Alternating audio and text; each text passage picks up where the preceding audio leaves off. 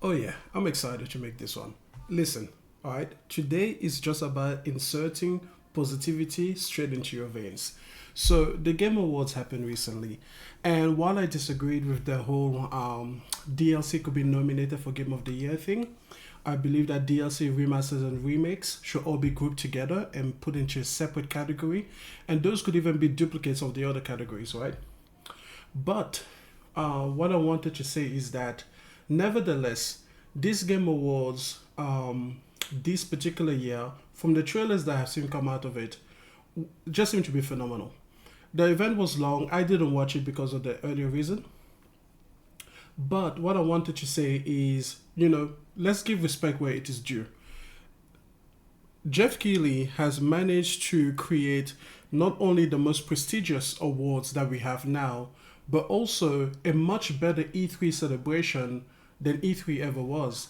Because if you think about it, when a lot of people feel nostalgic for E3 and what it meant, all of these manufacturers, all these publishers creating their own games, all of the filler content and everything, I understand where that is coming from, but I also want to say that it was mostly boring. When people talk about the most legendary of the E3s, they're really only talking about a year like 2016, where you got maybe three or four exciting reveals, but then they literally forget about all of the other moments in between that were just kind of boring.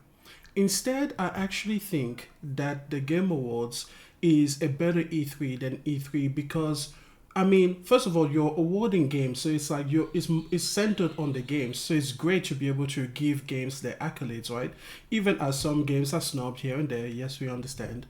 But also in between, that you have these trailers, and these trailers are massive, right? They are great expectations, great revelations, just fantastic games that we get to play. And a lot of them are updates for games that we already love or franchises that we already love. So it's just a great moment all around.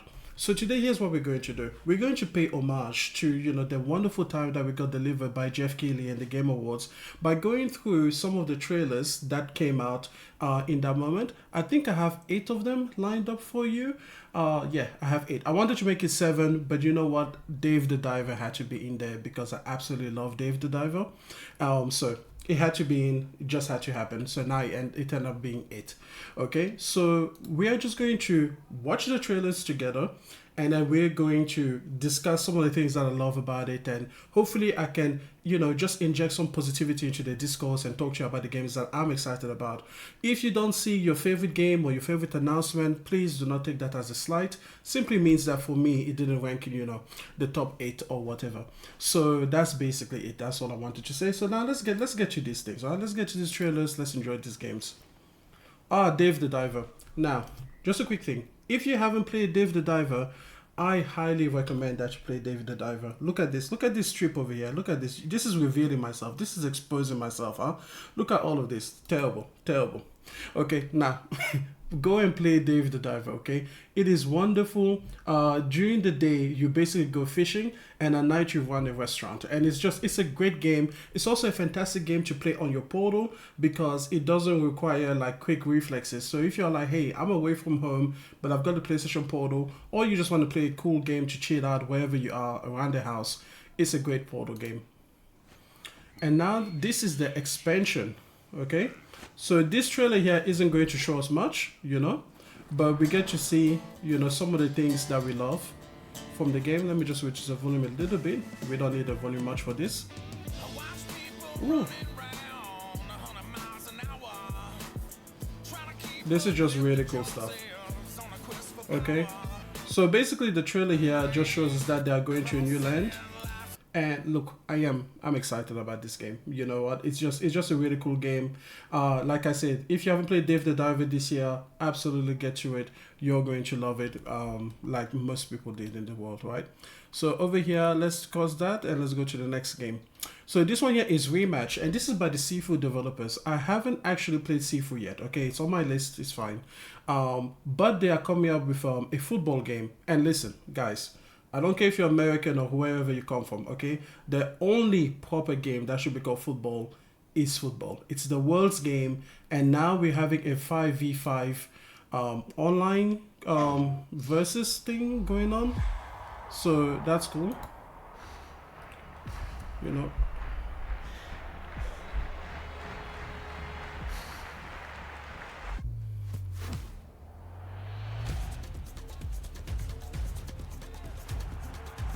Now, if you actually play EA FC, you know, or FIFA, whatever, as it used to be called, they actually have, I think it's called Volta. They have a mode that is a lot more like street football, and where you can have the cages up so you can bounce the ball off of walls and everything like that.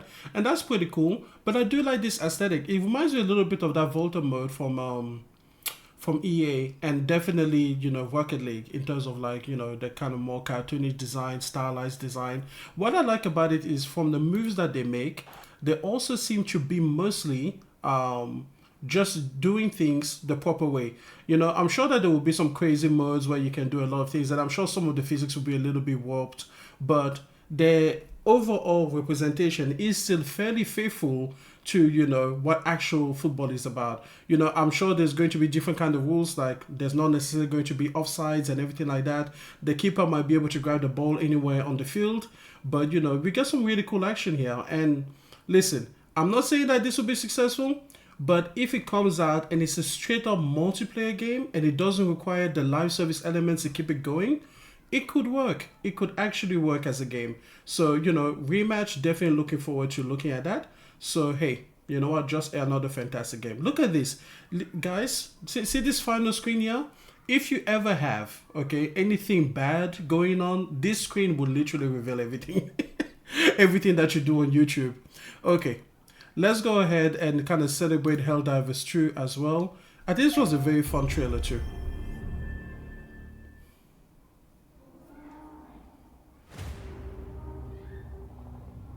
They arrived without warning, laying waste to our peaceful colonies. I like the plushie. Crushing all resistance. They stole our citizens' homes and their minds. And something much, much worse, their freedom. But when our citizens are attacked, our greatest heroes arrive to set. I love the way that this game leads fully into the whole dude bro aesthetic. Like it's just it's just like, it just reminds me of like a bunch of goofballs heroically going to save the world by destroying all of the property. Like, can you imagine there was insurance in this world? It would be crazy. Like, your rates will be crazy. You'll probably have something like a $1 million a year, you know, insurance ticket for like a $100,000 home, because these guys would just come through, wreck your shit every single third Tuesday of the month. It is crazy. It's so fun. Them free.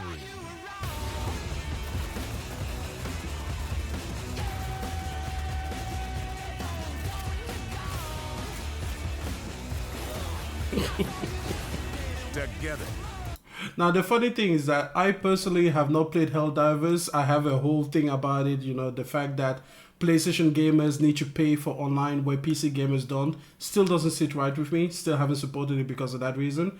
But, you know, you can admire art, you know, as it's presented to you. You don't always have to agree with all of the politics and all of the policies behind it. Like, but this is just cool. And I know that it's had a resurgence in players and everything like that, especially on Steam, where we can kind of keep track of it easier. So, you know what? I really hope that people are enjoying this thing, because this looks absolutely phenomenal, you know.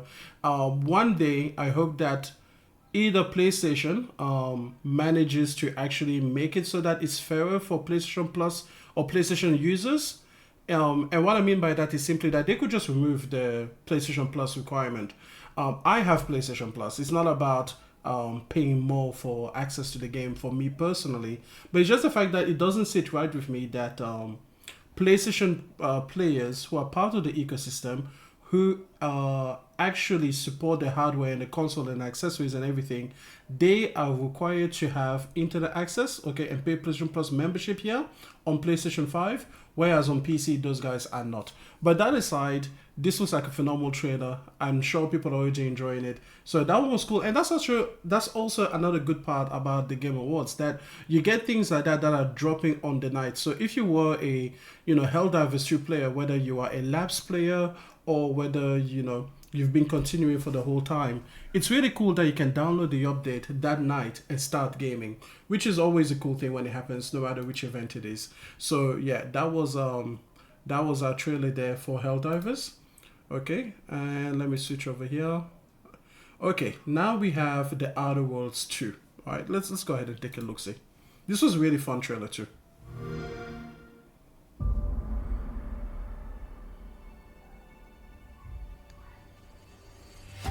From the studio that brought you Star Wars: Knights of the Old Republic, Part 2.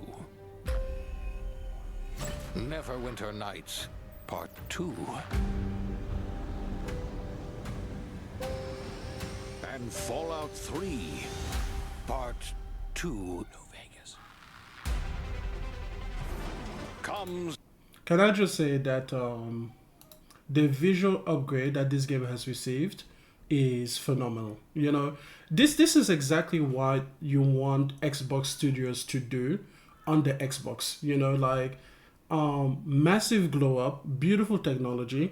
Now, is it like the highest fidelity graphics? No, there's still things like, if you were to scrutinize at the lighting and the shadow casting and everything like that, yes, you're cool, but you know what?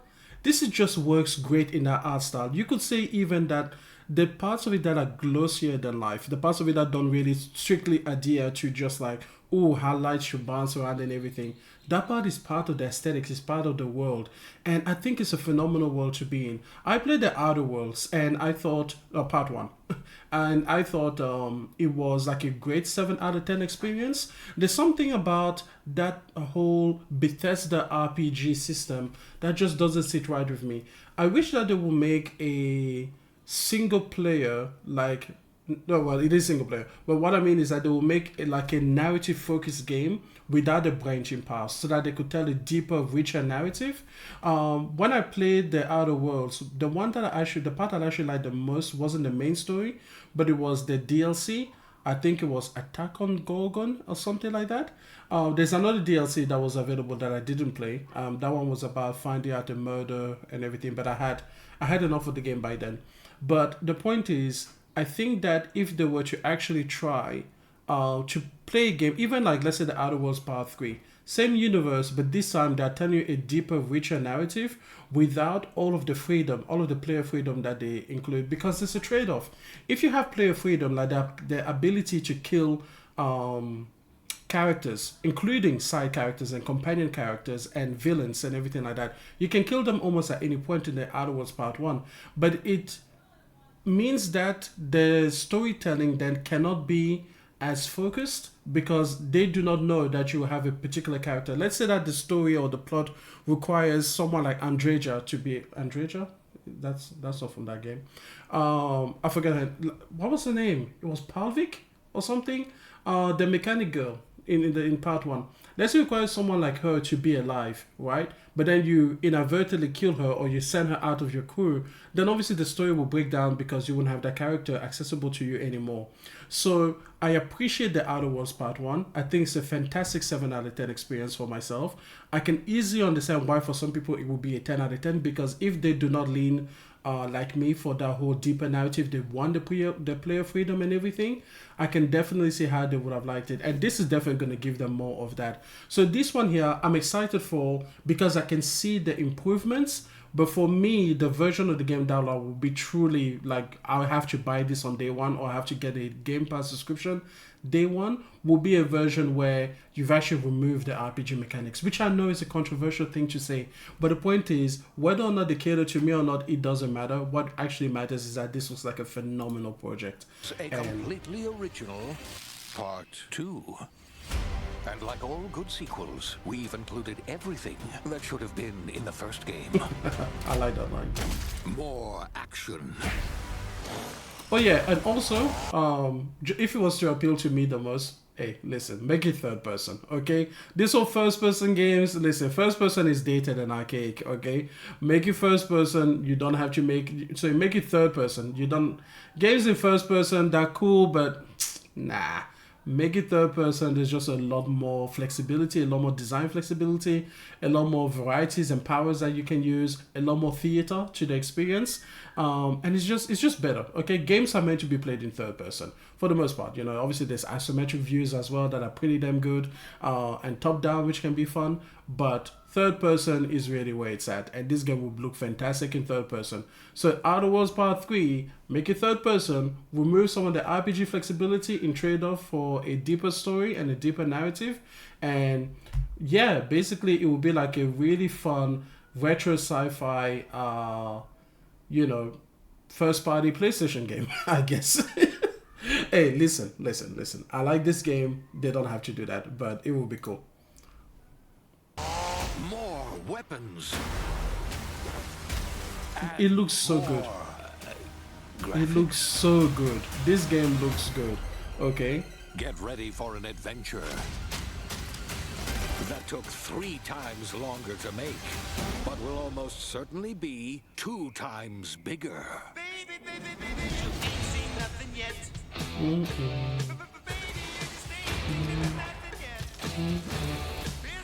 Ooh.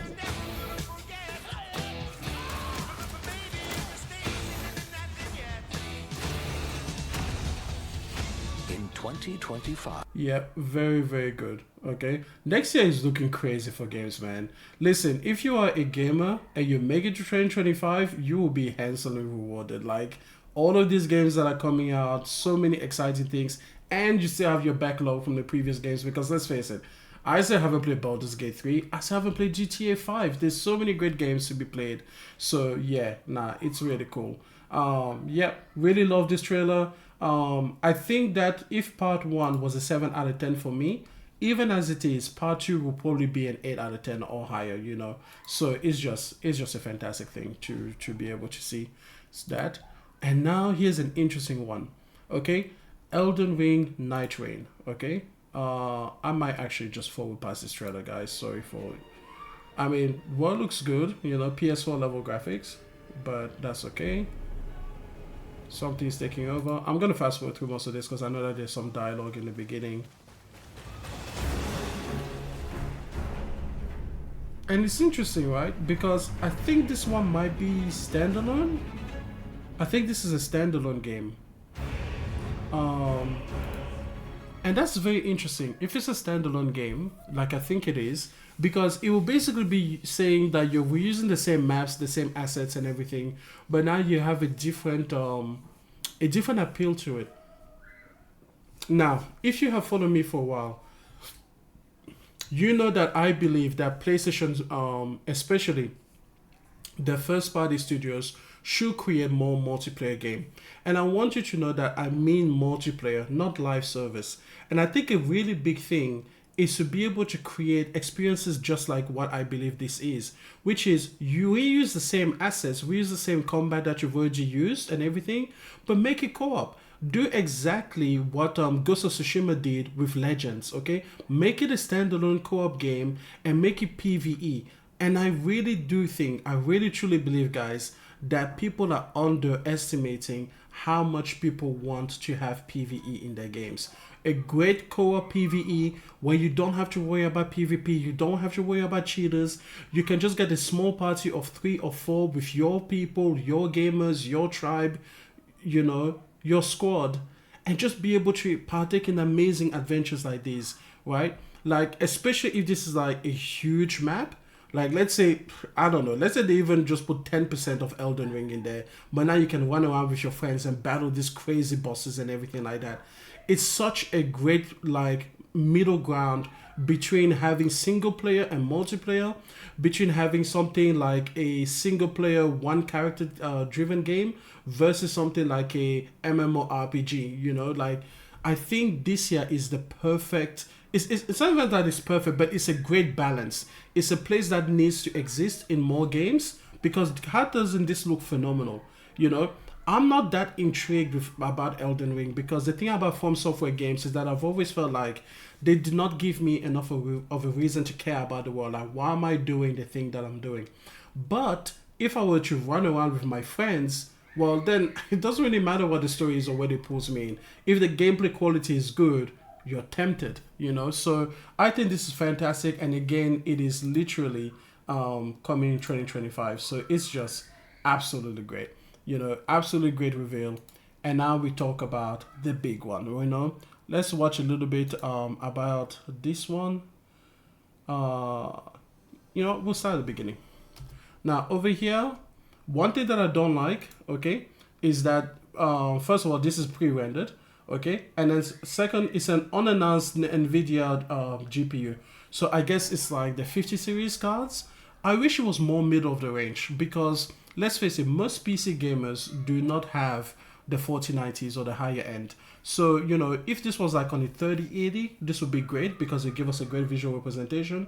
But maybe it is in the middle range of the next generation, which I think will be fair as well. But if this is like on the equivalent of the 5090, then it's like, come on, guys, give it to us on a more attainable piece of hardware. But for now, go ahead and show us the great visuals so that we can see, you know, we can aspire to something great.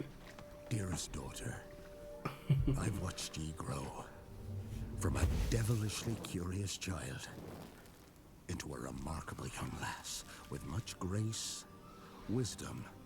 For a moment, I thought this would be Siri, but then obviously her hair isn't white. Take the easy times what shape us, nay. 'Tis how we rise to face the hard times what does that for us.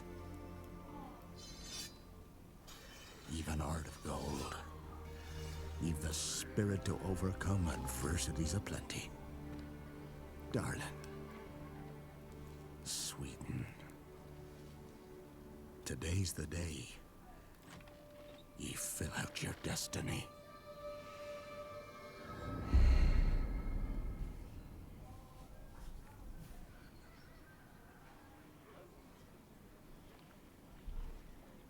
I thought for a moment during this trailer that she was being coronated, and then I'm like, oh, this looks more like a ritualistic sacrifice thing. As soon as I saw her dad's face, I was like, oh no.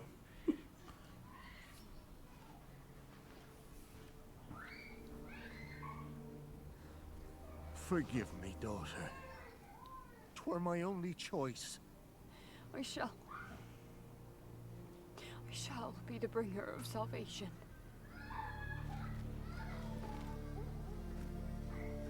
A witcher? Witcher! Whose coin did ye take? Nay, you can't. 'Tis tradition.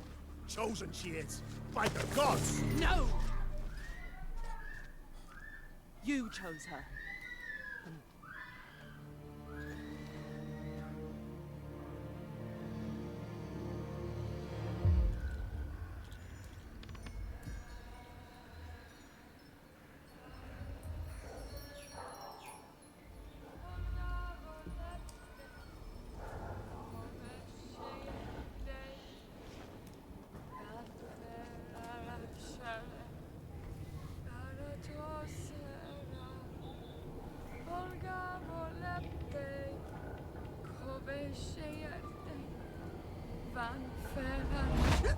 Back to the village. Go. So there's been a lot of commentary about, you know, Ciri's face and everything like that and how she looks. First of all, I do think that she looks different from the previous game, but I don't think she looks different in a bad way. I think she simply looks different because you can tell that they're using a different engine, different technology, and they probably have different artists. You know, that's what I believe. They have different artists, different engineers, different technicians making, you know, this game. So it's good that, you know, it will have its own visual flair. But I think she looks fantastic in this trailer, and obviously we're going to follow her on this little bit of an adventure. And she just looks like a badass, man. Absolutely Now. cool. Nay! I must save them! Save the village! Save yourself.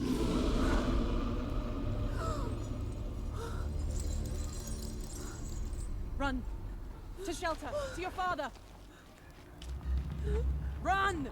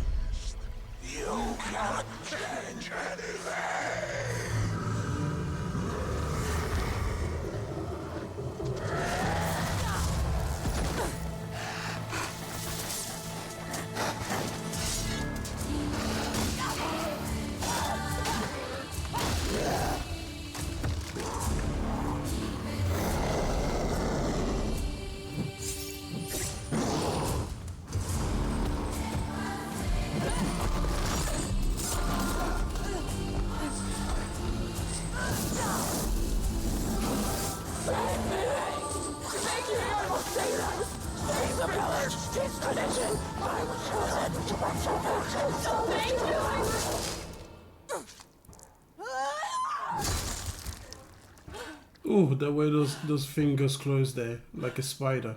That was cool. That was a cool detail.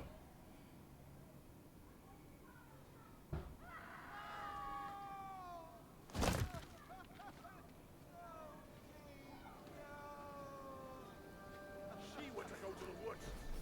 The chosen one. His tradition. Oh no, no, no.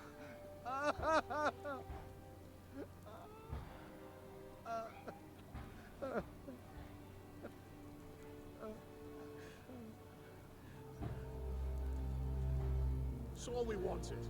For her to go. I mean, look at, she is beautiful. I'm sorry, look at her. I know that people use like these they use this underhanded like shots of like these characters in order to like, you know, to choose moments of like awkwardness when they're in between frames and everything.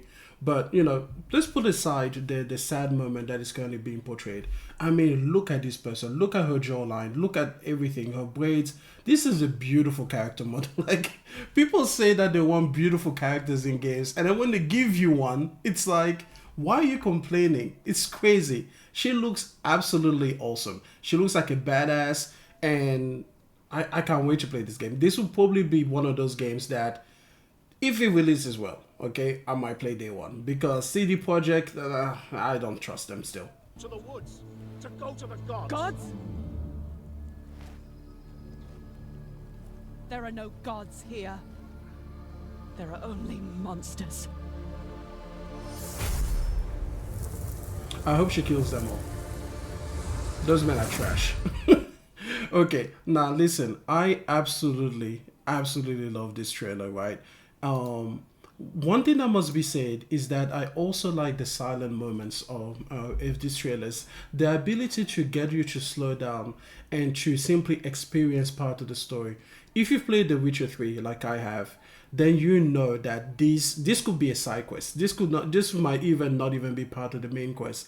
But whenever you go to these places and you experience the stories within, you simply have such an amazing time. You know, the weight, the gravity of it all. I mean, The Witcher 3 is the game that showed all of us that side characters and side quests do not have to be boring fetch quests. They can be just as compelling as the main narrative, because of course they are. There's life happening all over the world, and life isn't boring necessarily, you know.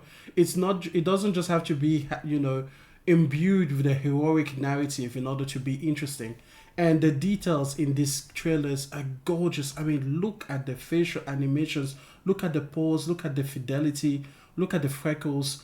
I love the fact that we get beautiful games. And, you know, there's dialogue to be had there by people where they're like, oh, you know, all of this level of detail, like, look at the eye, man. I'm sorry, everybody who is like, oh, I don't need better graphics in my games.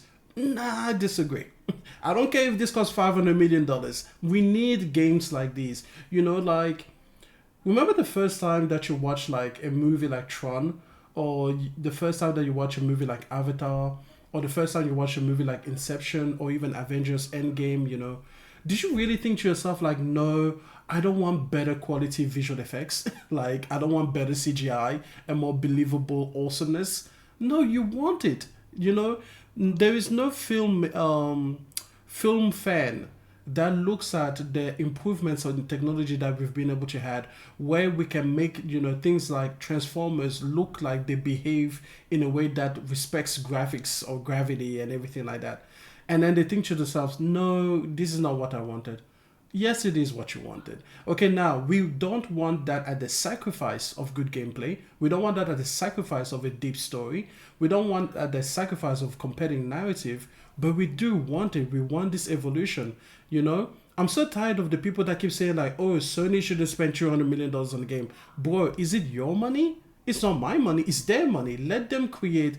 You know, the funny thing is that all of these people, right, they will be the types to say like, oh, artists should be able to create what they choose to create. This is what they have chosen. This highly beautiful game. I mean, look at the environments at the back. I mean, this entire scene is a masterpiece. It's a painting. I love the interactions. I love the animations. I love all of the little subtle touches that make you forget for a moment that you're actually looking at something that was, you know, purely fiction. This was literally just in a few people's minds at a time.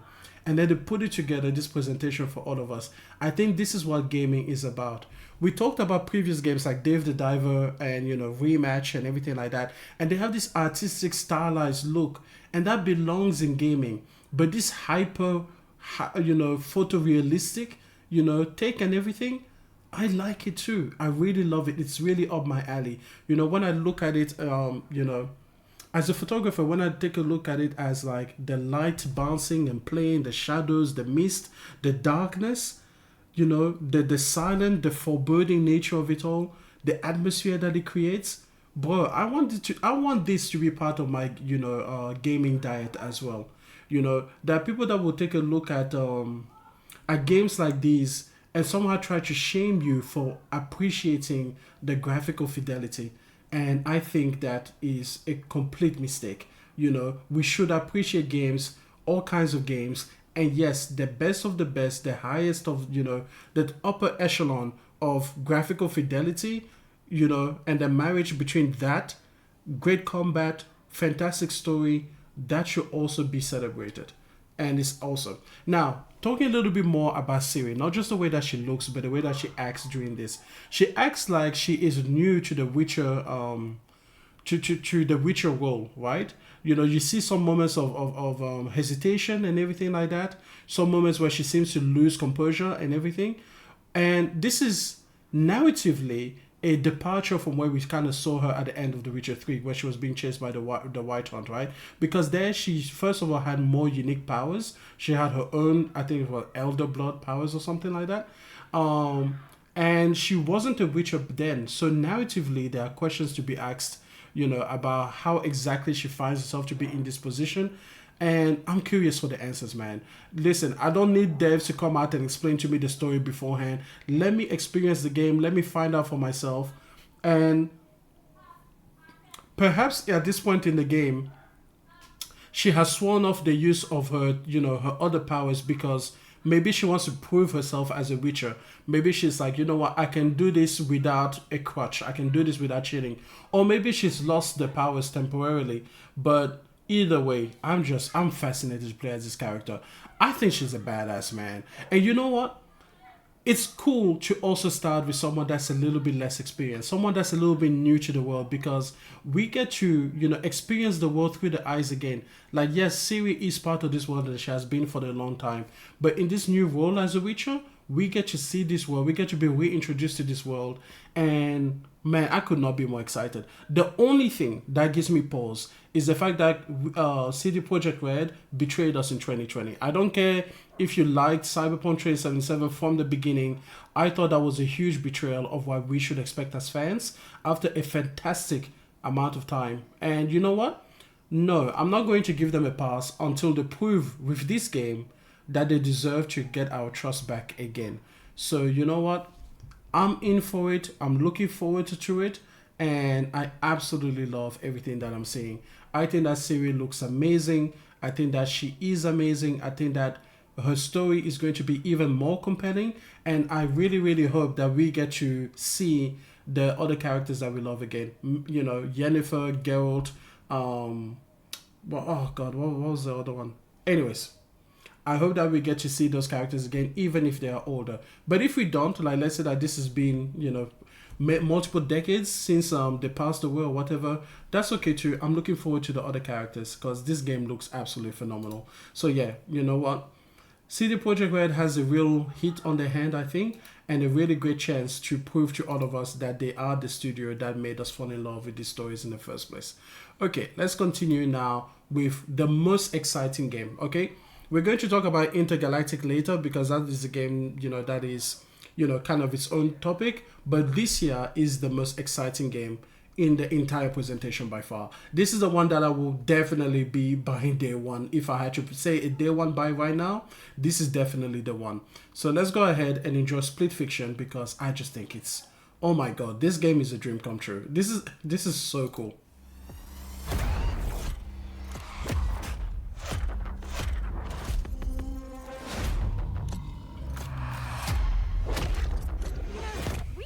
A lot of explosions.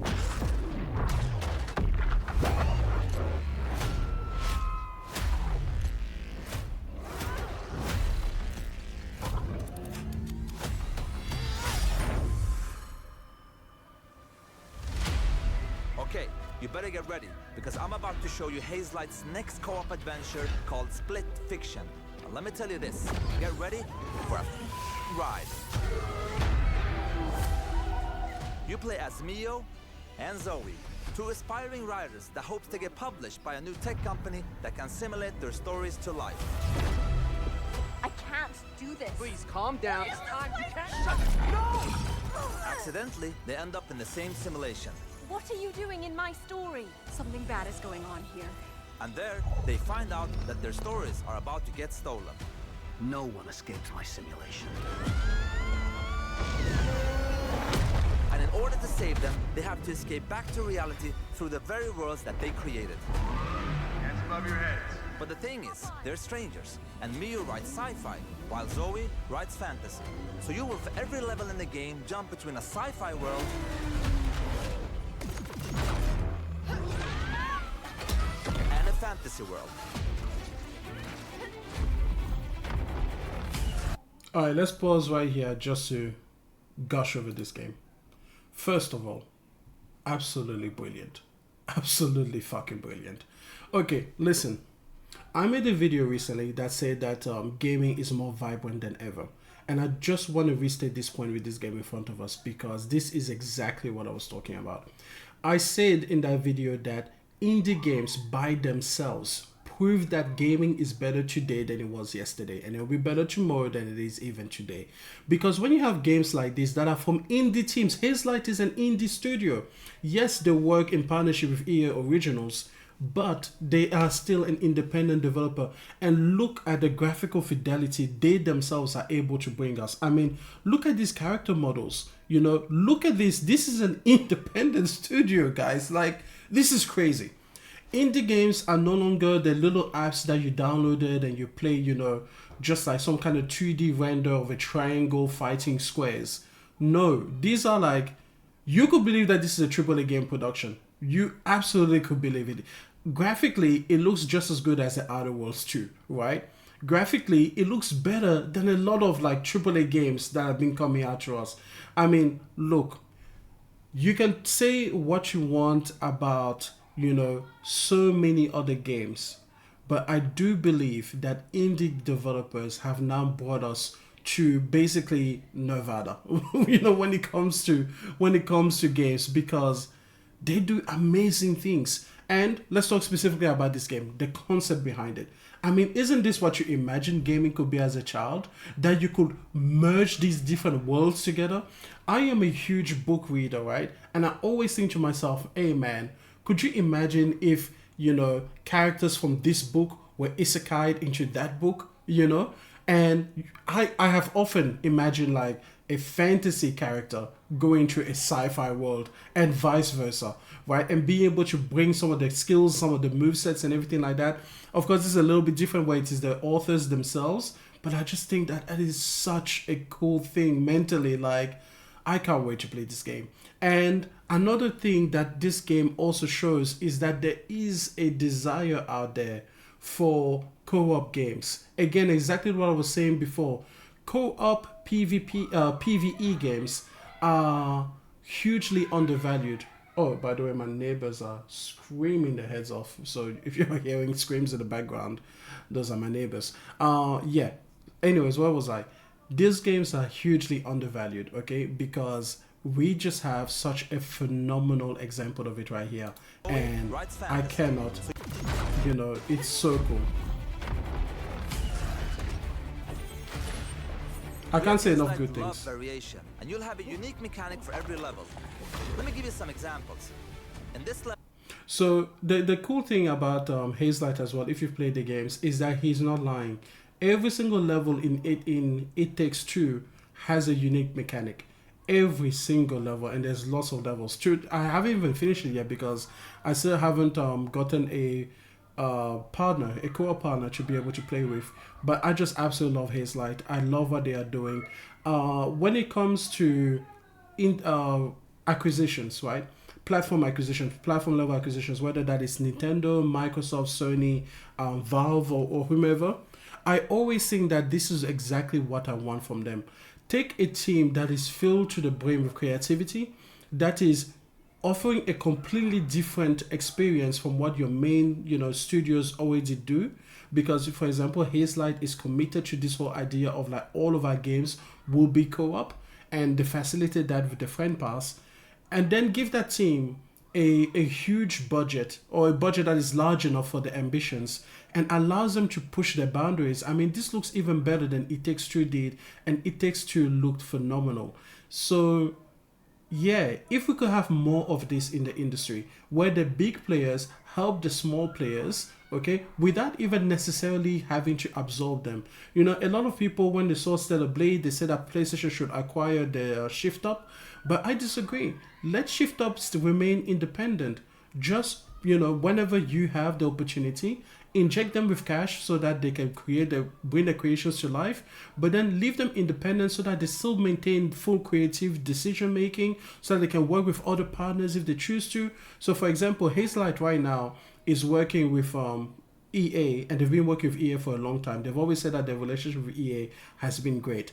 So that's fantastic. But if something happened at EA and they were no longer interested, these guys could go to Activision, they could go through Microsoft, they could go to PlayStation, they could go through Xbox, they could go through Nintendo, they could go through Ubisoft. It's great to have that diversity and that flexibility. So yes, it is cool when a studio is acquired by your platform of choice, but I think it's even cooler that we can see relationships where these big publishers can help smaller studios publish without necessarily having to take them over. Because imagine if this thing had to be under EA.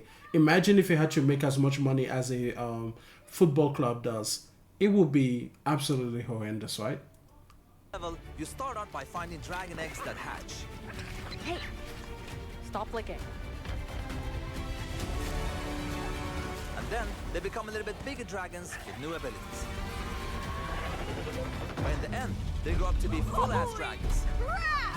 And now, you can fly around and kick ass. This game just goes to smart on my face. It's just so that can great. magnetize and shift to different forms. And then the droids become your exosuits. And you can now attack and hack different objects. Here's another one. You play as pigs, and they later become... Anyway, let's not talk about that level for now. And as always, with the Friends Pass, you only need to buy one copy of the game to play it with your friend online. That's what Hazelight is about. No loot boxes, no microtransactions, and no bullshit.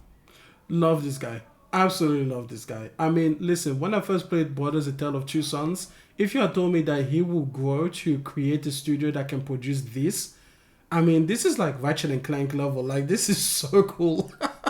Listen, in case you haven't played the Hazelight game, here's how the Friend Pass works.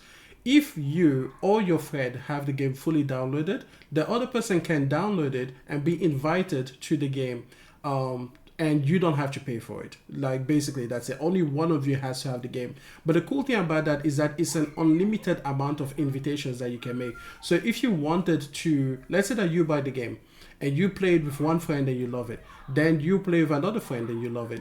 You can play it with as many people as you want, so long as you own yourself one copy of the game, and none of them ever have to actually buy that game. But you can just keep playing the game over and over again. So it's unlimited. You don't have to think to yourself like, oh, if I play with my friend Tom, I won't be able to play with my friend Mark unless Mark buys it. No, it's the friend pass. It's such a cool concept. It's so customer friendly, and it means essentially that every single time that you buy one copy of the game, you have at minimum 2 people that can play it, and it's great.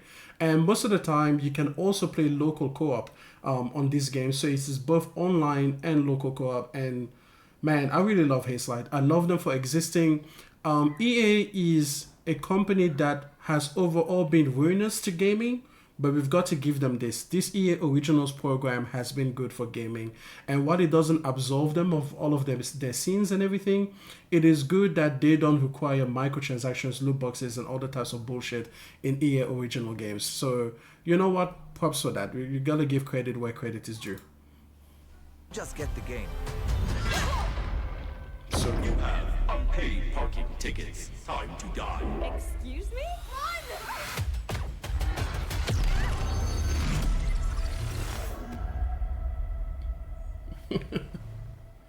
Yo, that game is so cool. That game is so cool. I love Split Fiction. I just think that it is, such a cool game. You know what? Man, gaming is the best thing, man. Gaming is the best hobby. I'm sorry. Like, it is the best entertainment medium ever. I can't wait to show people who don't normally play games what this game is about. The only thing about Hazelight games that I wish they kind of maintain is that their games are actually quite mechanically complex. Like, it sounds like a fun, go on and your adventure with your friend and everything. But nah, I've tried to play It Takes Two with people that are not gamers, and they cannot cut it, man. Even with some of my friends that are gamers, it takes a little while for all of us to get the mechanics down. So that's a funny thing, because I kind of wish, it's such a cool concept that I really wish that I could take a person who had never touched a controller before and get them to play the games, because it would be so cool. Imagine this was the first game that you played. I mean, it would be fantastic, because you'll be playing with a friend. Love this game. Okay, let's get out of it. All right, let's talk about Intergalactic. Ooh, the big topic. Okay, so first we're gonna watch it, then we're gonna talk about it. Ooh, greatness happens when you see that logo. This music has been stuck in my head. Boom, boom, boom, boom. When this the soundtrack for this game comes out, I'm definitely gonna listen to this all of the time. I love listening to game soundtracks and music. So yeah, it's just gonna be on repeat in my entire house. I love this track. I love the opening shot. I love the use of silence and negative space, So what do you guys think caused that little moon to break apart there?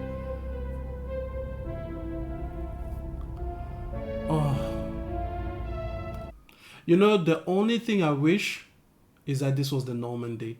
Oh my god. I miss the Normandy so much. Listen, guys, listen. If you have been around, just listen to me at any point in time, you probably would have heard the fact that I have been begging for PlayStation Studios to create a space sci-fi game. And this is it. This game feels so tailor-made for me. I can't wait. Listen, this spaceship is sexy as fuck. Yo, it's sexy as fuck. I'm sorry. This spaceship design is fantastic.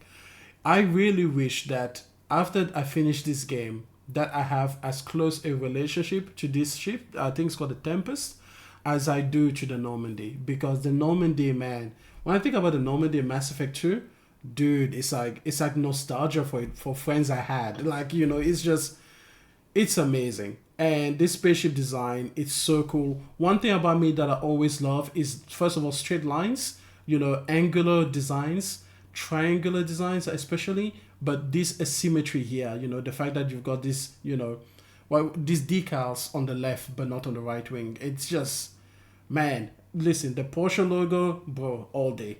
All day. First of all, Porsche is a brand that I have been warming up to, just from like a design perspective for like the past 2 years or so. Ever since they released the Taycan, basically, when they released the Taycan, I was like, okay, finally, I can get by with Porsche's designs, because before the Taycan and before that generation of cars, and those that followed, I always thought that Porsches were actually rather ugly. And I will fight anyone on that. The 911s of the past were quite ugly. The 992 generation is finally beautiful looking. Beautiful, kind of like beautiful ugly, but in a way that feels classical, in a way that it's almost like it's ugly, but in an elevated culture sort of way, but this spaceship, it just gives me that, it's just really, really cool. I will be so interested to find out if they actually got Porsche designers to have an input on this, because I assume that before Porsche lets you put their logo, their stamp of approval, they either would have had to have a say in the design, or they would have had to, pass it through their quality check in order to have a design that's associated with their name. But this is absolutely gorgeous, absolutely gorgeous. I have to say, I can't really see any link in the design between this and then the cars that they make, but that's not what that's about. But yeah, anyways, I was supposed to let display, and I'm just gushing over the spaceship design. But man, this spaceship is cool. Like, it's such a cool, the silhouette, the way that it stands out, the red. Man, if I had enough money, right, I will go and I will buy myself a Porsche. I will get it in this red, and I will put these decals on it on, the left-hand side or something. That would be so cool. Oh, man. Cool anime scene.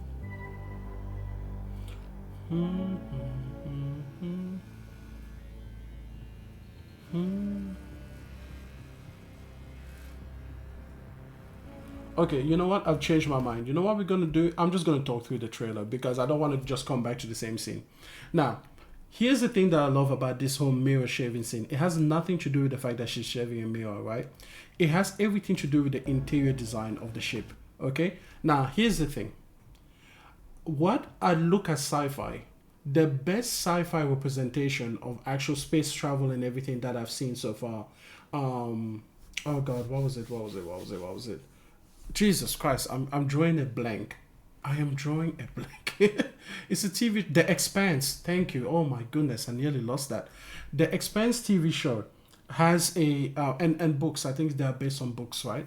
So, but the Expanse IP in general has this wonderful attention to detail, and wonderful fidelity to what the actual physics of space travel will be like. That is not to say that you can't take creative liberties, right? Of course you can, because, for example, there's no technology right now that would allow gravity to be on the ship, right? She will have to be floating. But what I like about this is the fact that when you take a look at this, everything here is kind of like where it should be. Now, listen, there's some parts about this, again, where you've taken creative liberties. For example, these things here should really be in a cage, because if she does any kind of like barrel rolls or she spins and she's accelerating, all of these things will be tossed out and everything like that. So you're not having 100% like accuracy when it comes to respecting things like gravity and other forces of physics. But what I like about this is that it looks lived in. Like, it looks like she actually uses this thing all of the time. Like, these products are actually there to help her achieve the purpose of, grooming herself, taking care of herself, brushing her teeth, putting on makeup or taking it off or whatever it is that she actually goes on to do. So I love scenes like this where you see these little details on the side that normally do not appear in other spaces. So that's just a fantastic thing right there. Also, mirrors are really hard to do in games, so that's cool. Now over here we see some scarring behind her. Obviously these kind of scars usually would typically come from a knife. They're a little bit too straight in order to be natural. So definitely she's received a few cuts. It kind of shows you that she's used to danger. I like the tattoo here. I would like to think that this is a nice reference to kind of like Ellie. Obviously, it'll be a completely different tattoo. This looks like an octopus and everything like that. But it's cool that Ellie kind of had this tattoo sleeve going on, and this one does as well. Jordan, I should say, Jordan does as well. So that's cool. And the little hairs there on the shaver are really cool as well. You know. So this is our first look at her. She looks absolutely delightful. Yeah, over there, what is that? I can't read it backwards. I'm gonna have to have that. Maybe it doesn't even make sense forwards. I also love the birds there. That's cool. She has really cool tattoos, you know, kind of going on.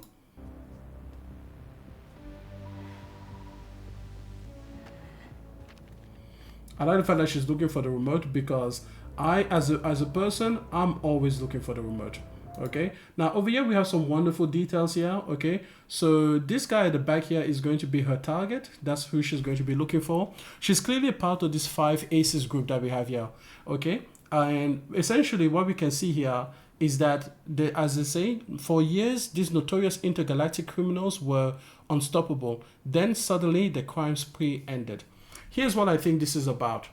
A huge part of space travel, the huge question has always been, what is the fuel source that you use? Okay, how are you actually going to be able to travel faster than light, not just once, but consistently, so that you can create a colony that can, you know, take over the whole world, basically, or the entire quadrant of the galaxy that you're in, right? Over here, we can see that there's many systems already that have been pretty much colonized, mapped, conquered, or whatever it has been. And I think that is probably going to resolve around some kind of like magic space crystals or something. And I bet you there would have been, I don't know, some kind of shady organization that would have, I should say that properly, shady organization that would have tried to basically keep a locked supply on basically the fuel lines. Either that or the space maps. If you ever play Concord, the single player story that could have been told there. I hate the fact we lost Concord. The single player story would have revolved around this idea of like space lanes, because those would be the ones that would be maintained so that when you do a faster than light jump, you wouldn't run into any debris, right? That's kind of like the fidelity to realism that particular game took. This game might be different, but it might be something like as simple as like, how do you power these ships, okay? And who controls supply to the resource that does that? I think Dune does a similar thing, because only one planet basically can create what they need in order to power the entire galaxy fleet, you know, and everything. The Galactic Empire, you know, relies on just this one planet for something. So I think this would be a similar setup. And I think these 5 aces were part of like a rebel group that were trying to like democratize the system to give the little people more access to those resources. And so they created like a whole bunch of like crimes and, you know, upsetting things for those companies and those systems of government, so that they will be able to give, you know, access to these things, whatever they are. And I think that eventually there's obviously a falling out in the group. I do think that she has been targeted either by the group themselves, or maybe she was betrayed, she was left behind, and now she's hunting down the people that betrayed her. So this feels like a very personal thing. This is just me reading from kind of like the whole atmosphere of the of the trailer and everything like that. Those are kind of like the things that I pick up on. Obviously I could be wrong, guys, but still I just think that is so fascinating, because I think that by this cinematic happens, it could happen in the beginning of the game, or it could be that it happens at a moment where we have already spent a lot of time with these guys, and the betrayal comes as a shock even to us, even though we see it coming, you know. So, or it could be one of those things where we start pretty much here, and then we have flashbacks that explain the history behind these characters and the relationship between Jordan and the other 4 members, okay? And yeah, it's really cool. It's really cool. Now, over here, we have 1, 2, 3, 4, 5 members of the Aces. But here's the thing. Because this is retro-futuristic, I think that there is a chance that there is another person who took this photo, right? Now, they could obviously have a camera put on the wall, because we can see that there are cameras in the world. As she moves from TV to TV later on, she gets a graphical feed, and supposedly the other person gets a graphical feedback because she reacts to facial cues. So it could just be that this is a camera that was automatically set up, or it was a camera that was just on the wall, or it could be that there was another person that was with them, you know. And I think this here at the bottom is money. So they clearly came off a heist, something that they pulled off that went really, really well. And yeah, so she's hunting these people. That's so cool. So cool. So over here we see new lead and everything like that. So that's at least 1, 2. If we were one, I didn't even mean to like go through the trailer. Okay, we have one face there, 2 faces, and then we have over here, I think we have 3 and 4. Obviously she's the 5th, but I think there's someone else. You know, I think there's definitely someone else in the whole picture. I think it was the 6 aces, not just the 5. Oh, there's a camera. There we go. So it could be that that photo was taken by a camera like this one. As you can see there, it has face tracking because it turns to her specifically, and it turns red when it starts recording her and transmitting the signal as well. I also love the fact that over here you can see here that the video was paused so that she can continue her anime wherever she left it off when she's ready. And I just love the retrofuturistic aspect, man. It's so cool. Something good. Well, you're right, it checks out. He's hiding out around the Superior Moon. I mean, look at the micro expressions, man. This game is beautiful. And I'm sorry, but this character is badass as fuck. Like, I'm sorry. I want to play her. I want to play as her. I'm telling you, like, I have no issues whatsoever with her design, with the way that she looks. I just think that she looks absolutely fantastic. So that's going to be great.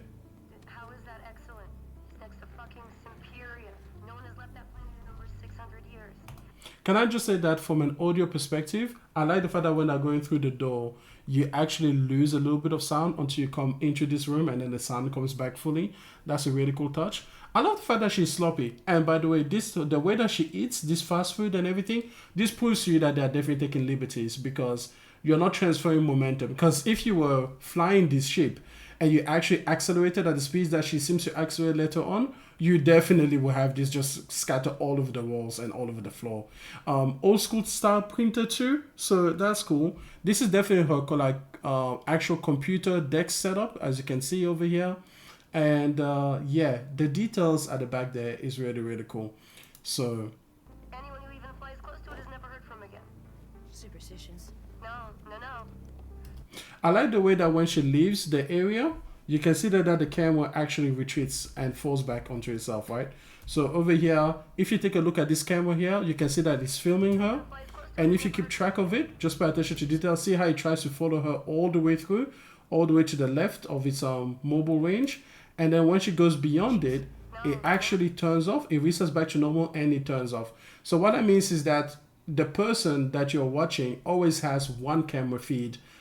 They don't get to just see your space without it, which is just such a cool detail, you know. And over here we have some product placement. So obviously people talk about like product placement for you know, Porsche, Adidas, and the Sony, the ones that we see that are from our world.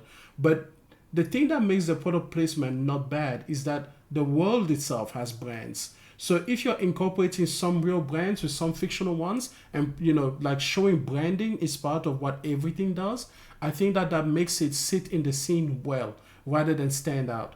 When you take a look at Monster energy drinks and everything like that in Death Stranding, the issue with the Monster energy drink placement is that everything else was just called Bridges. There was no other real world brand, and there was almost no other brand besides Bridges. Really, there's Bridges, there's Fragile Express, and then maybe there's like some of the Mule stuff that is branded. And then out of all of that, you have Monster energy drinks. That is clearly just a show-in for the world. And it's just like, where is that coming from? I think that's what made the product branding there so jarring. Over here in this universe, it's normal to see branding on things. So I don't think that it is bad. But let's continue with the thing. Okay, so you see here now, this camera here is going to turn on. and it's going to try to follow her as she moves. So it's so cool because they have technologies that we definitely didn't have. They have technologies that we still don't have. We don't have an orb camera like this that is motorized and tries to follow you around. At the moment, the best we can do is something like FaceTime. Actually, no, I do think we have some camera systems that are made for like conferences and everything that do have actual physically moving cameras and apertures and everything like that. But it's rare, right? You and I don't have it in our home where, for example, this camera that I have, a standard photography camera doesn't have that. It doesn't have a motorized base to move around. It doesn't have this cool, little moment happening there. But it's so cool, this little attention to detail. The fact that, this will probably be like a weapons cache in there or something like that. It's really cool, man. There's so many details that I'm missing. I'm not really talking about her jacket. She has a fascination with chess. So, anyways, maybe we'll talk about that later. But I just love the technology. Oh, also, just one more thing. I'm sorry, but these switches, this is so Star Wars to me. Like, this whole, look how square, how rectangular everything is. That just reminded me of Star Wars so much. I know it could be an inspiration from something else, but, I just saw Star Wars. As soon as I saw that, I'm just like, that is such a reference to Star Wars. You worry too much. And that's so cool. I say we wait for him to leave, or how about we find a new lead? So over here, you see here just a beautiful dashboard and everything. I just love this aesthetic. I love the combination of this really advanced, technology, but married to this really old aesthetic. Very tactile keyboards. None of these are holograms and holographic things. It's just such a cool variation, man. I love the vibe of this place. And then again, you have your camera there recording you. This thing, pure cinema. This screenshot is just amazing. I'm wasting my time, aren't I? Can you please blame him? I don't need another hunter swooping in. Who is swooping? No one is crazy enough to go there. He clearly is. He is clearly desperate. And so am I, so... So that there is about, that little exchange there. First of all, you have the handler telling her that you don't even need to claim him because this place is so dangerous that no one in their right mind would ever go there. You have the personal relationship that comes through because basically the other guy is desperate to hide, and then she is desperate to find him. So you definitely see that there is tension between them. And it's just so cool that there's so much world building in this trailer. A lot of people have complained that this trailer is too slow. But I'm like, no, it's setting the world. It's called world building. It's world setting. It's making you understand so much if you will just take your time and pay attention to it and just see what it is trying to tell you. Because a lot of people say, oh, all of these writing is so heavy-handed and all of these writers, they have to point you and like guide you and handhold you and everything. But it's like when they don't, when they trust you to be mature enough, now you want to complain that it's too slow. Come on, guys. What do you want? Love the reflection in the CRT.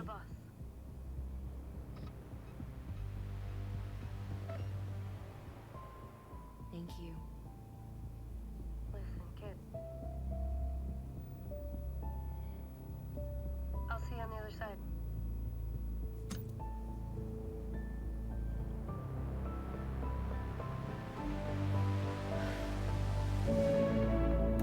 Love this shot, man. Love this shot. Okay. Listen, this might not even be the planet that we're going to, but I absolutely love this shot. I love the moment that she just takes. She just pauses and she takes time to look at what she's about to do. That is so cool.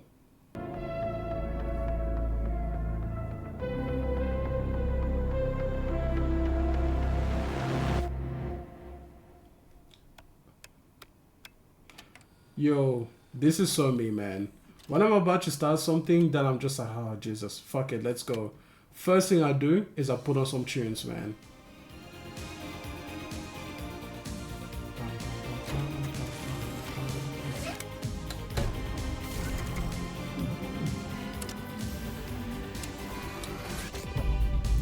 I love the detail of her actually setting the ship to manual. I wonder if she left it on autopilot, it would just have like some automatic, like, I don't know, self-preservation feature where it would tell you like, nah, I'm not flying you to this planet. This is prohibited airspace. So she has to put it in manual to do it herself because the ship itself wouldn't let her go there. And this here seems to be like the exit bay where she will be leaving the ship from. I wanted to see like any landing gear or anything like that. I don't think it would land on these wing nuts. So there'll probably be some deployable thing that comes out later, maybe from these particular panels over here. But I do like the fact that this is the 984. I'm sure that might mean something to Porsche people, but it doesn't mean anything to me right now. But it's just so cool. I also love the fact that these things are slightly angled, and yeah, they're just fantastic. Also, strangely, the Porsche logo seems to be made out of LEDs, which is of course super modern, even by our standards, rather than, you know, the old halogen globes or whatever that we would have been using in the 1980s. But it's cool. Yep, see, that would be food all over the seats and the walls.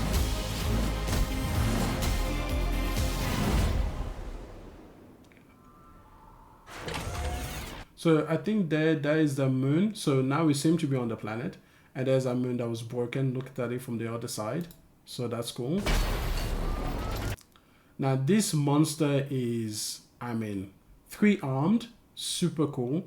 Looks evil, obviously, but also looks like it's part of a cult, right? This looks like it's script from a faith. And I think that will be a big part of what we do with this game, you know. I think we're going to be the heretics, you know. They say the heretic prophet. And that is so interesting as wordplay, because a prophet is obviously someone that is, you know, very important and very integral to a particular system of belief, right? Someone that can prophesy, someone that might see the future, someone that leads the way. But then also a heretic in a way that is like, you do not abide by the standard religion. I think if you take a look of like Jesus of Nazareth, at the time he could have been called the heretic prophet, right? Because, you know, when he was getting started, you know, Christianity wasn't a thing. There were other religions of the time and everything like that. Actually, wait, Christianity wasn't a thing? Well, I don't... What? It's just... The Christianity as we know it today wasn't the thing, I guess. He reshaped it, right? But at the time, I think people would have called him a heretic, right? So, but then now we think of him in much the same way as we think of a prophet, you know? So it's just super fascinating. It's interesting to have a sci-fi world that is so thoroughly influenced by the church, right? So, yeah.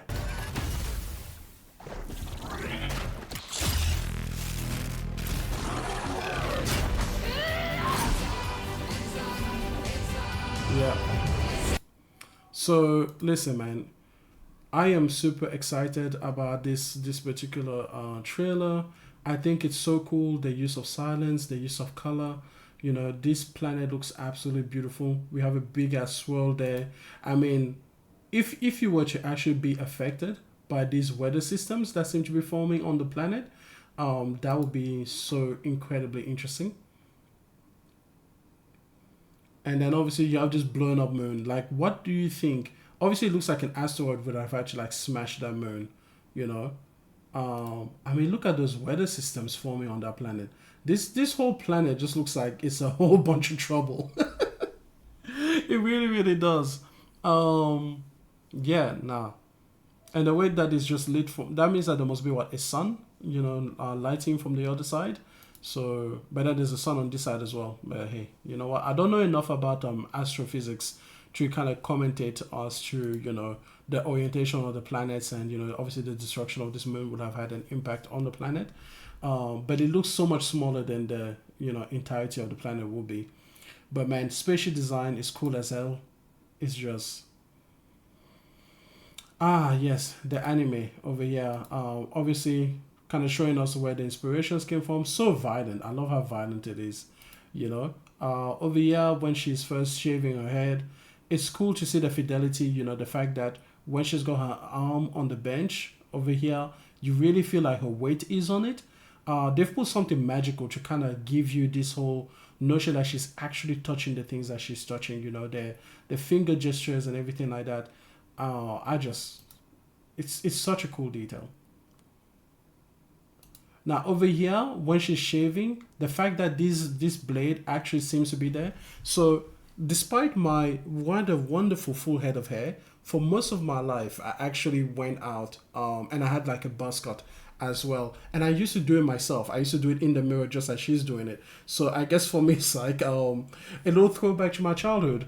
But yeah, it was cool. It's cool. And yeah, I love all of the things. Like there's so much being told here. You know, what does the octopus signify, and everything. I like the fact that the chain again seems to genuinely be resting on her neck. It's so cool. The details that we get to see in this trailer. Now, obviously, we don't have a gameplay, right? We don't have a gameplay trailer to basically give us some kind of a hint as to how things will play out. But we see at least 2 weapons in that final scene. So if we go to the final scene where she's, you know, kind of running up to this monstrosity over here.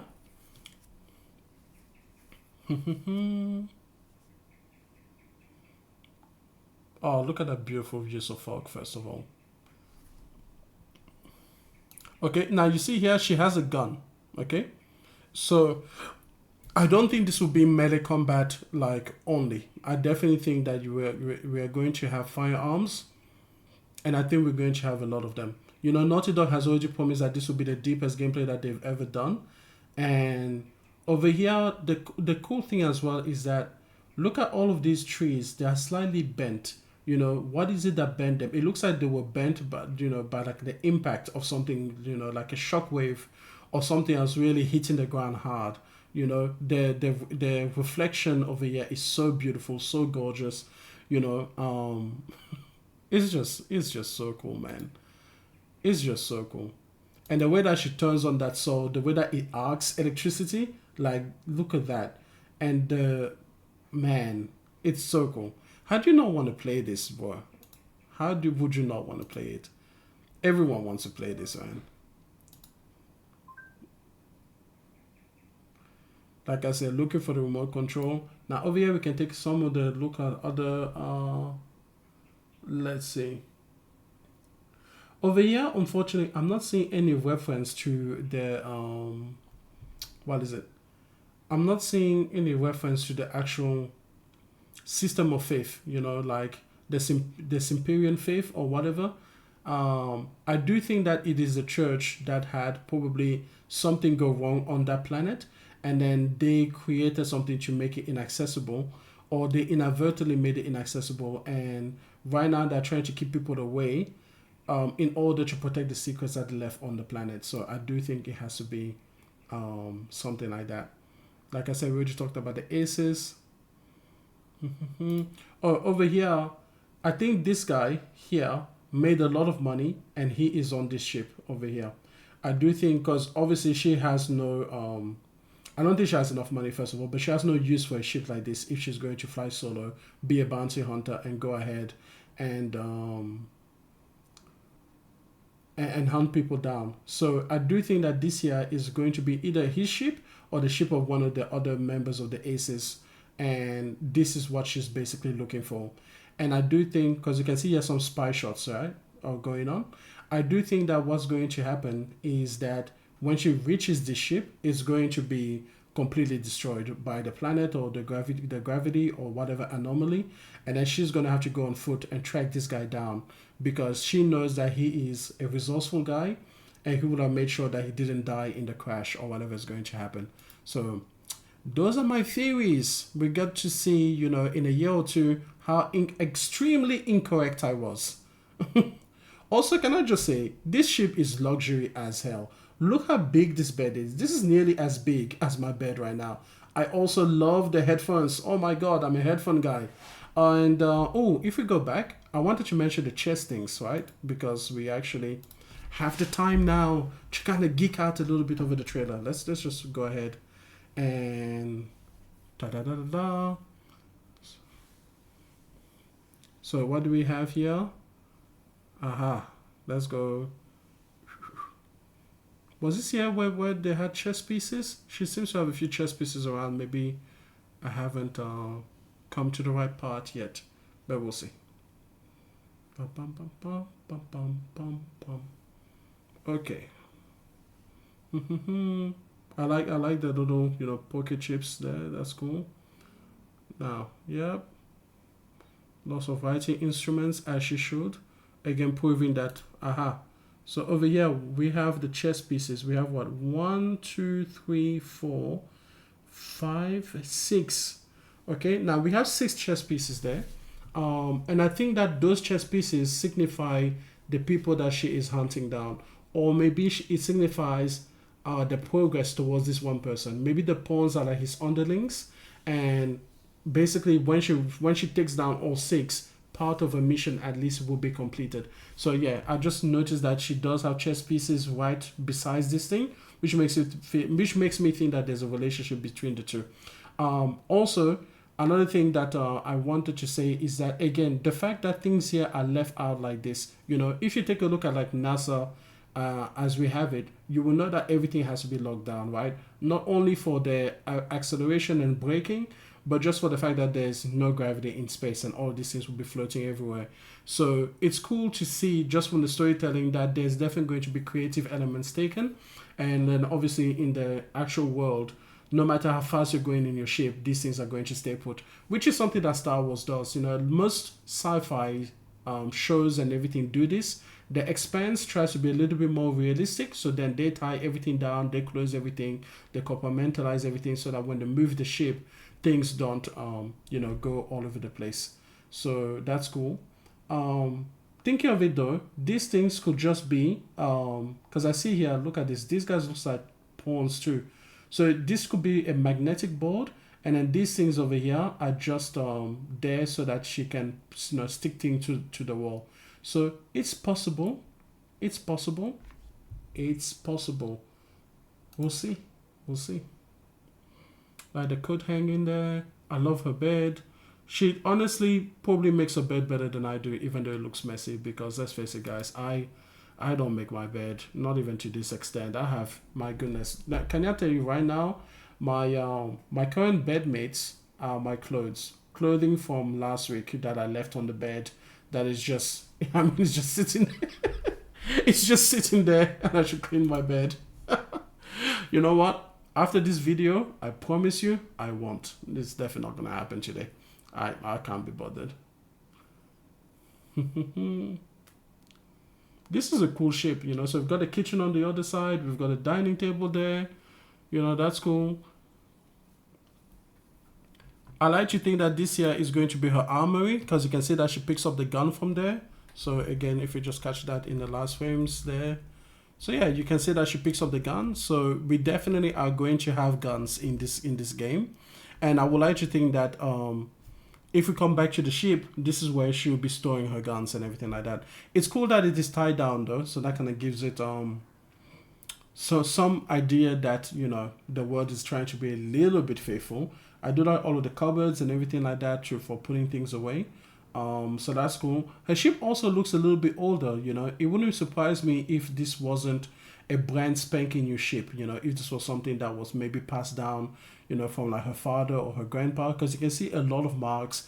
She didn't buy this ship yesterday, you know, she's been using it for a while, and it has been manufactured quite a while ago, because you can see all of the markings and everything. And also this kind of markings are a little bit too much for a single person to have made, even over like a period of 10 years. So I do think that this ship maybe is like something like a family heirloom, you know. Maybe her ship is retro even in the world that she's in, you know. It's an older style, you know, one of the special models that you can't get anymore. And over here the cockpit view is so cool, right? Look at this, you can see your guns there on either side. This cockpit view is so cool. It reminds me a little bit of like an Airbus thing, where you basically have like buttons and, you know, things everywhere. But yeah, that's cool. That's cool.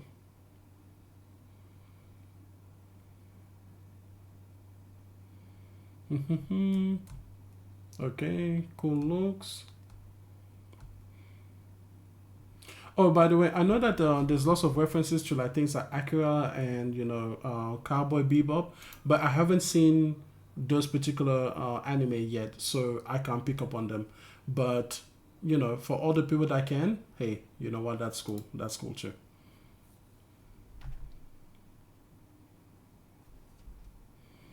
Oh yeah. You know what I love also? I love this moment right here where she looks to the side, and when she looks to the side there, for me, I'm thinking she's thinking about what her handler just said to her, like, let this one go, find another lead after, you know, he's away from this system. But then she looks back at the place and she's thinking to herself, if I let him go now, I might never find him again. And this is way too important to let go. But I like that moment of reflection, that moment where she knows that she presents an outwardly a very confident, you know, demeanor and everything like that. But in her private moments, in her moments of quietude, she looks to the side and she's thinking to herself, like, am I really going to do this? And then there's this moment where you can literally hear it. She just goes, fuck it, I'm doing it. You know, you can literally see it in her face. That moment, that little nod right there, where she's just like, fuck it, I'm doing it. And she's literally just putting on her music and then she turns it up. Okay. Oh, a cool thing that I found over here, look at that. Look at that. They misspell reproduce. You see that? REPROUDCED. Naughty Dog, you're supposed to be perfect. We will not accept anything but perfection. And you misspelled the word on this particular compact disc. Terrible. Awful. Don't do that again. Oh, that's funny. Hey man, I miss CDs, okay? I don't want to use them, but I do miss them. So, yeah, that's cool. Man, the way that this thing starts up is so cool. Yeah.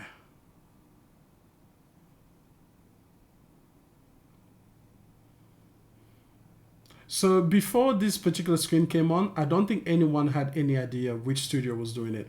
I thought it could actually be like the new IP from like Bluepoint or something, because it's just such a departure from what Naughty Dog has done. But hey, I'm really cool. I'm really glad that it's them. You know, yeah. You know, you know. Let's just look at the sword. When the sword starts up, woo, see, it looks like those crystals, right? You see these crystals? I think these are energy crystals, and I think they are the same thing that powered the ship, just miniaturized for use as weaponry. So I do think that this is the reason why, you know, humanity was able to advance spaceships and, you know, kind of like space travel so much. I think it has everything to do with these little energy crystals, a little bit like the Kaiser crystals from, I think, Star Wars, where they're using lightsabers or something. I think it's the same kind of idea, just with a wider use. And I do think that it was those crystals exactly that needed to be democratized so that the little people could also have opportunities, and income inequality and things like that will be a little bit, you know, less bad in the eyes of the five aces. I think that was originally their purpose. Put the fuel source behind this thing, put it in the hands of more people, because corporations and religion were keeping them away. That is my theory. So we'll see how we go. Because you can see it generates so much electricity that it literally arcs away. That is so cool. That is so cool. So yeah. Okay, now we have a bonus trailer. And this one is a bonus trailer because it didn't come from the Game Awards, but it came a little bit later. PlayStation has done Portal justice by bringing forth Lost Soul Aside again.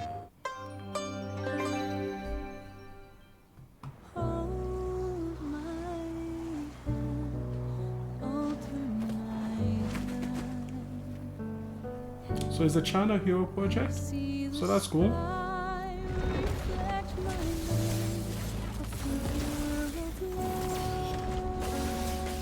That's cool.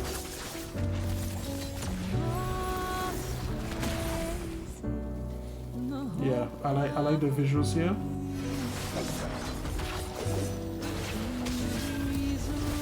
Now, I'm not sure if I'm gonna play this game, but it's cool.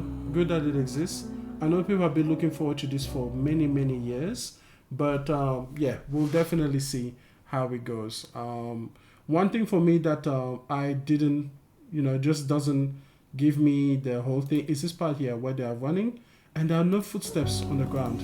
That part I'm just like, look, we're probably going to get something like a Black Myth Wukong over here where it looks really, really great. But, you know, the little details, you know, even in Final Fantasy, you know, things like footsteps aren't always registers on the map in a visual way. So, you know what? It is what it is, you know. But I'm really happy for those people who are happy about this.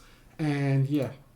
So those were 9 games in total that I think are going to make next year a really great, wonderful year for games. And that's just 9 of them. Those are just the games that I actually like, and I'm actually looking forward to seeing them exist. So, most of those I will probably play eventually.